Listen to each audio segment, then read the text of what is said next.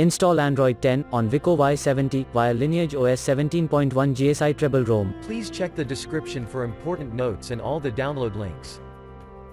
First download ROM and GApps packages, then transfer the downloaded files to the phone storage. Link is in the description below. Step 2. Boot your device into TWRP recovery. Once in TWRP, click on Wipe, Advanced Wipe, and select the check boxes, as shown in the image, excluding internal storage. Step 4. Swipe the button to wipe the device. Step 5.